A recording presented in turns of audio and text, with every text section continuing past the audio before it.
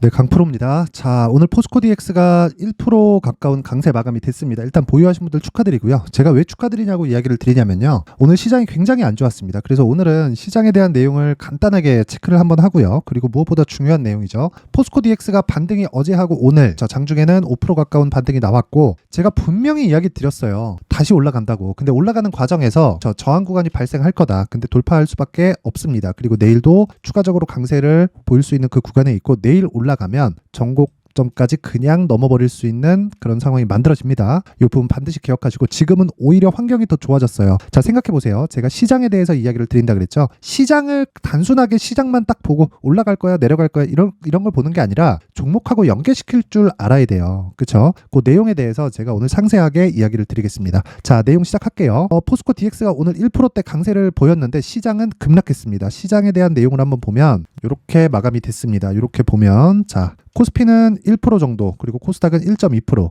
하락의 원흉이 어디죠? 2차전지 관련 기업들이다. 그쵸? SK이노베이션 같은 경우에 2% 하락했고요. LG엔솔은 3.5%, 그리고 에코프로비엠은 5%, 에코프로 5%, 포스코 퓨처엠도 4.5%, 그쵸? 홀딩스도 3% 이런 식으로 빠졌는데 2차전지 관련주들, 특히나 소재 쪽 기업들이 거의 대부분 하락을 했습니다. 에코프로 머티리얼즈하고, 그리고 이 포스코 그룹의 공장 자동화를 맡고 있는 포스코 DX 빼고. 왜 포스코 DX가 오늘 안 빠졌을까요? 단순히 뭐 좀 빠지고 뭐 기술적 반등이 나와서? 그게 아니라는 거죠. 자, 여기서 하락한 부분은요, MSCI에서 들어오는 패시브 자금으로 인해서 차익 매물이 발생을 한 겁니다. 그런 과정에서 빠르게 회복을 시키잖아요. 그러면 지금이 시세 시작점이 되고요. 여기서 조금 더 시간이 걸리더라도 매물 소화 과정을 거치겠지만, 그 거친 이후에는 다시 시세 구간에 접어든다. 자, 주가가 움직이는 건 앞에 좋을 부분을 먼저 반영하면서 가격이 올라가는 게 기본적인 상승 원리입니다. 근데 이건 어떤 종목이든 이 구조를 벗어날 수 없어요. 이 내용을 반드시 기억을 하셔야 되고, 그런 의미에서 시장에 대한 판단을 하라는 겁니다. 자, 내용 한번 볼게요. 오늘 시장이 하락을 했는데 2차전지 관련주들이 함께 내렸는데 왜 한국 시장만 내렸을까요? 그쵸? 무언가의 농간이 있을 것 같아요. 근데 이렇게 보시면 돼요. 시장이 내리잖아요. 그러면 관련주들은 함께 내리고요. 그리고 시장에 대한 이 하락 요인이 실제 발생을 했을까요? 미증시가 하락했나요? 그쵸? 미증시에서 반도체 종목을 포함해서 뭐 기술주들은 굉장히 강한 상승세를 최근에도 보이고 있고, 엔비디아도 올해 너무 많이 올랐으니까 최근 들어서 조정을 보이기는 했어요. 근데 엔비디아 지금 어떻습니까? 자, 보세요. 2%나 상승 마감이 됐고 다시 회복기에 접어들었고 역배열로 바뀌지도 않았기 때문에 추가적으로 시세가 나올 수 있는 그런 상황이 됩니다. 자, 근데 단순하게 AI 관련된 내용은요, 지금 호재가 넘쳐나고 있습니다. 그 내용을 이해를 하셔야 돼요. 그게 무슨 내용이냐면, 간단하게, 그쵸? 간단한 기사만 보더라도 알아요. 보세요. 내년은 온 디바이스 AI 폰의 시대. 그쵸? 일반적으로 GPU를 넘어서 디바이스에 직접 집어넣겠다. 그쵸? 이런 상황이 벌어지고 있어요. 최근에 칩셋 미디어가 강세를 보이고 있는 이유도 그런 것 때문에 그렇습니다. 그래서 시장에 대한 구조를 알면 오늘 시장이 하락한 걸 사실상 이해가 조금 안 되셔야 돼요. 그리고 이 매크로 환경 관련해서도요, 어저께 뭐가 나왔습니까? 이 물가가 나왔죠. CPI가 나왔는데 CPI에 대한 내용을 보더라도, 자, 보세요. 일단 예상치에 부합을 해서 발표가 됐고요. 3%대까지 낮아졌습니다. 이제 추가적으로 1%만 더 낮아지면 어떤 상황이 되는 거예요? 연준에서 얘기했던 AIT, 그쵸? 평균 물가 목표제입니다. 그쵸? 에버리지 인플레이션 타겟인데 그걸 AIT라고 합니다. 실제 연준에서 발표를 한 내용이고요. 2%에 거의 근접했기 때문에 가만히 지금 이 금리를 유지만 하더라도 시장은 안정적으로 움직일 수 있는 환경에 들어갔다. 왜? 기존에 있는 반도체 수요가 다시 돌아오기 때문에 그렇습니다. 그러면 교체기가 발생하잖아요. 엔비디아, 인텔, 그쵸? 이런 기술주들 더 올라가요. 마이크론 더 올라가요. 그럼 뭐가 됩니까? 삼성전자, 하이닉스 올라가고요. 반도체 관련주들 폭발할 겁니다. 그쵸? 그런 과정에서 2차전지도 이제 조정을 다 끝냈단 말이에요. 올해 반도체가 올라간 이유가 뭡니까? 먼저 조정을 받았기 때문이잖아요. 그런데 2차전지가 왜 거의 한 7월 달에 다 빠졌습니까? 포스코 DX는 스마트 팩토리 관련된 내용으로 인해서 추가적으로 상승세가 나왔고, 로봇 관련된 내용이 거의 뭐 9월, 10월 이때 굉장히 많이 부각이 됐잖아요. 이것 때문에 강세를 보이는 건데 2차전지 관련주들 한번 볼까요? 자, 보세요. 포스코 퓨처엠도 7월 달을 기점으로 쭉 빠졌잖아요. 빠진 이후에,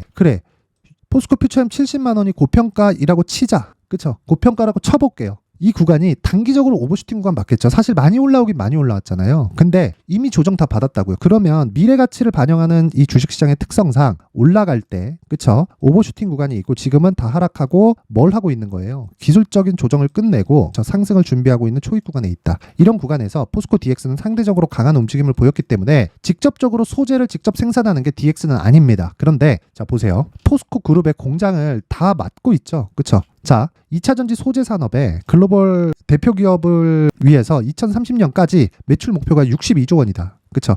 이 50% 상향한다는 건 그쵸? 2차전지 핵심 원료에서 소재까지 그쵸? 밸류체인 생산 능력을 확대함에 따라서 2030년까지 목표치를 41조 원에서 62조 원으로 50%를 상향했다는 겁니다. 근데 지금 포스코 퓨처엠의 매출이 10조가 안 됩니다. 5조도 안 돼요. 그러면 어떤 상황이라는 거예요? 지금 증설을 해야 되는 엄청난 이 수요가 밀려들고 있어요. 그리고 최근에 뭐 나왔는지 아시죠? 에코프로 BM에서 뭐 나왔어요? 삼성 SDI 발로 뭐가 나왔습니까? 44조짜리 수주 계약이 나왔죠. 그러면 이걸 연환산으로 돌리잖아요. 그럼 어느 정도까지 나오냐면 15만 톤 정도 됩니다. 15만 톤 양극재 수요 그 생산을 해야 되는 그 양이 자 그러면 이 15만 톤 정도에서 지금 이 캐파를 증설하는 것까지 보잖아요. 그럼 에코프로 BM은 지금 정도 유지하면 됩니다. 27년까지 에코프로 BM의 양극재 생산 능력이 71만 톤까지 늘어난단 말이에요. 근데 포스코 퓨처엠이라고 가만히 있겠냐고요.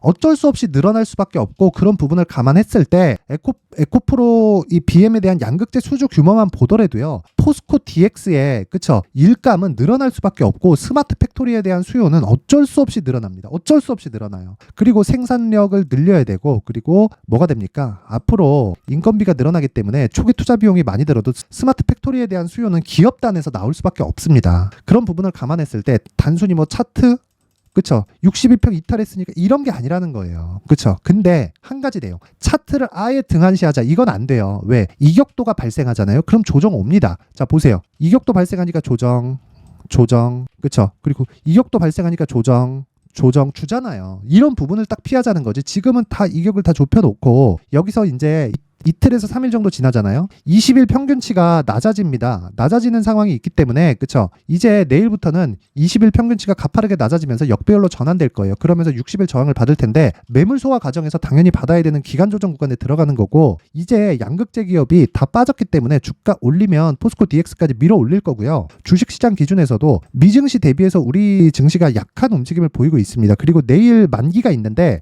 만기 때를 대비한 조금 오늘 선조정적인 성격이 조금 보입니다. 그런 부분까지 감안하면 지금 시장 측면이나 양극재 기업들 측면이나 가격 측면에서 전혀 부담 요인이 없습니다. 지금은. 그래서 가격에 집중하고 내용에 대해서 파악을 하자는 겁니다. 그쵸? 자, 그래서 제가 이 정리해둔 이 내용을요. 제가 모든 분들에게 무료로 공개를 하도록 할 테니까 구독과 좋아요 한 번씩 눌러주시고요. 영상 상단에 있는 전화번호로 숫자 3이라고 문자 보내주시면 제가 한 분도 빠짐없이 그쵸? 성장 산업에 대한 구조 그리고 이 밸류 체인이 늘어나면서 공장에 대한 수요, 그쵸? 설비 투자가 늘어날 수밖에 없는 이 구조에 대해서 반드시 공부하고 익히세요. 이 내용 진짜 중요하니까 그쵸? 구독과 좋아요 딱 누르고 딱 받아가세요. 그쵸? 긴 말 드리지 않겠습니다. 자 그리고 지금 제가 어저께도 이야기 드렸어요. 이거 조정 받을 수밖에 없다고. 근데 조정받는 과정에서 우리는 매수 관점으로 삼아야 된다고. 그쵸? 그 매수 관점으로 삼기 위해서 아까 전에는 원론적인 내용이었다면 지금은 가격에 대한 부분입니다. 즉 2주 안에 수익을 돌릴 수 있는 상황을 만들어야 되고요. 그런 상황을 만들기 위해서 뭘 해야 돼요? 가격 전략을 세우자. 그 가격 전략은 2주 안에 털 수 있는 가격을 이야기를 합니다.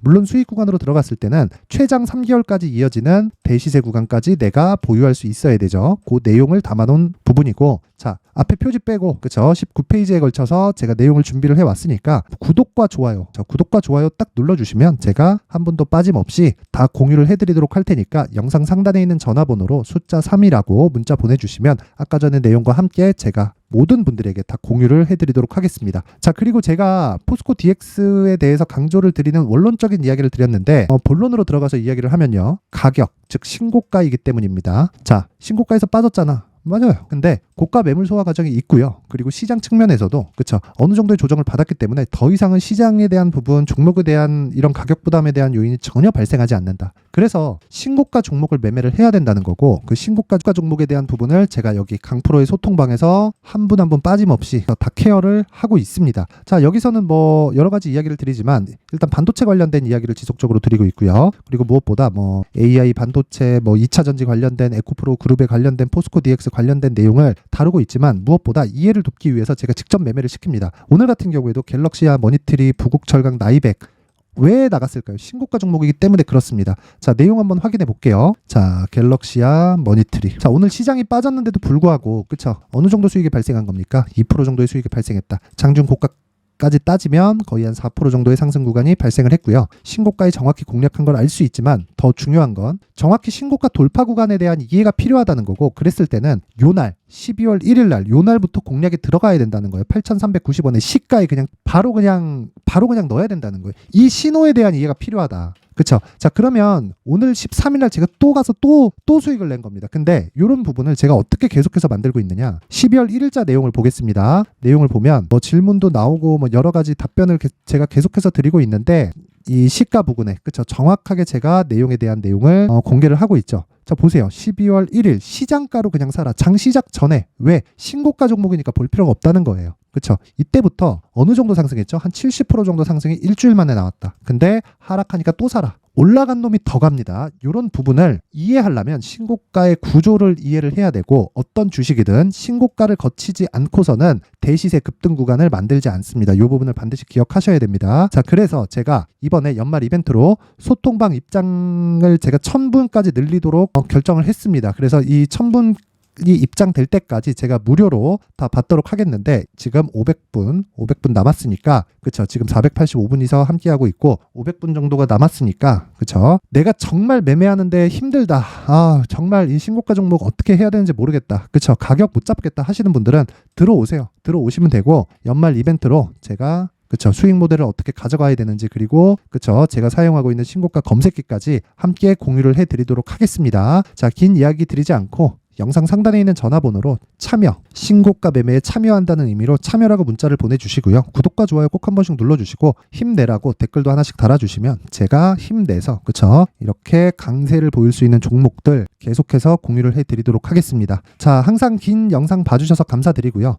포스코 DX 오늘 고가 비해서 조금 밀렸는데 너무 걱정 안 하셔도 되고, 2차 전지가 이제는 밀고 올라가는 그런 상황이 나올 겁니다. 그리고 시장 관련해서도 전혀 가격 부담이 없기 때문에 뭐 거품이다 뭐다 이런 부분은 그냥 싹 다 무시하면 돼요. 여기서 시장 빠지잖아요. 그러면 환율 올라가고요. 환율 올라가잖아요. 그럼 달러같이 올라갑니다. 달러같이 올라가면 미국에서 가만히 있을 수가 없습니다. 연준이 난리가 날 거예요. 자, 근데 내년에 뭐가 있습니까? 대선 있죠. 지금 바이든의 지지율이 바닥입니다. 경기를 꺾이는 그대로 납둔다? 그럼 민주당 작살납니다. 그쵸? 미국 민주당 작살 날 거예요. 그러면 지금 이 정치 평론가들에 대한 얘기를 들어보면 바이든하고 트럼프의 2차전이 예상이 된다던데, 이랬을 때는 이 트럼프가 들어오면 어떻게 될까요? 그쵸? 큰일 한번 나겠죠. 그래서 어쩔 수 없이 시장을 방어해야 될 수밖에 없다. 뭐 누가 될지 모르겠는데 시장을 방어해야 될 수밖에 없다는 것만 우리는 적절히 활용해서 돈으로 바꾸면 된다. 그런 부분을 소통방에서 제가 모두 다 공유를 해드리도록 하겠습니다.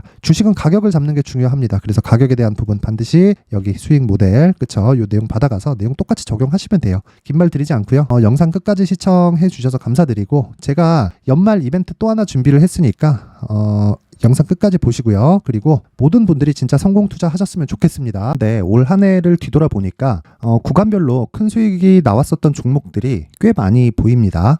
1월 달에는 AI 관련주들이 있었고요. 그리고 2월 달부터는 2차 전지가 계속해서 강세를 보였죠.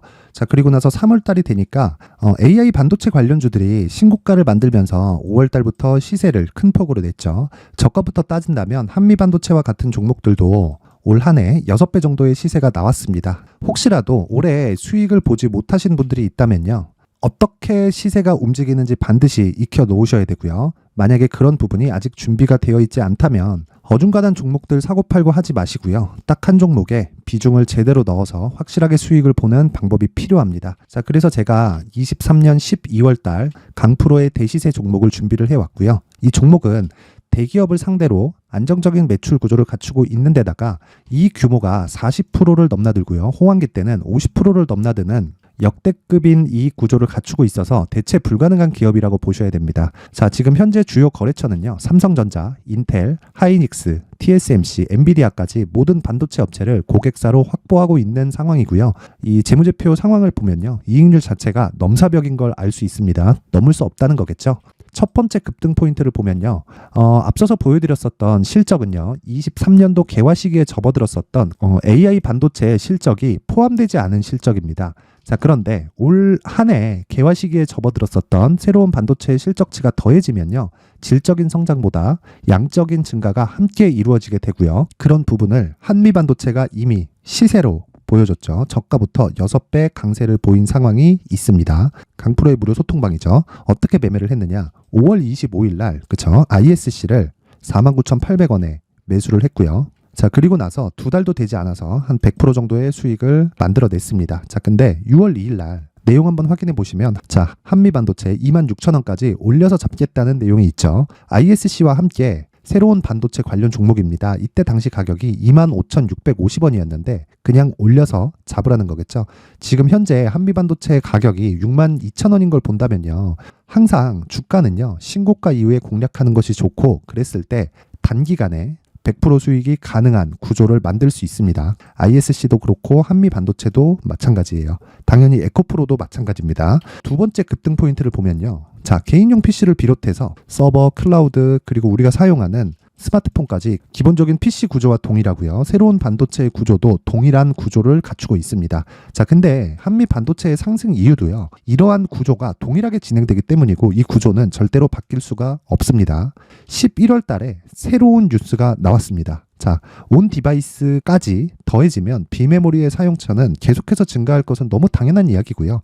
그런 부분을 감안했을 때 이 기업은요. 질적인 부분에 대한 성장이 아니라 양적인 증가까지 이룰 수 있는 상황이 된 겁니다. 한미반도체의 시세를 보면 아직은 굉장히 저렴한 상태를 유지하고 있고요. 세 번째 상황을 보면요. 엔비디아의 실적인데요. 이건 올해 초 대비해서 4배 정도의 상승폭이 나왔고요. 주가도 그 정도가 당연히 올랐죠.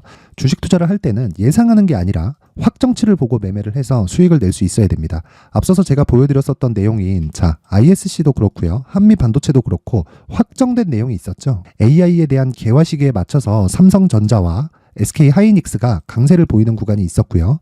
엔비디아가 강세를 보였습니다. 자, 삼성전자도 그렇고 하이닉스도 그렇고 엔비디아도 마찬가지고요. 생각해 보시면 세력들이 어찌할 수 없는 정도의 사이즈를 가지고 있는 그런 종목들이죠. 그렇기 때문에 제가 계속해서 이야기를 드리는 겁니다.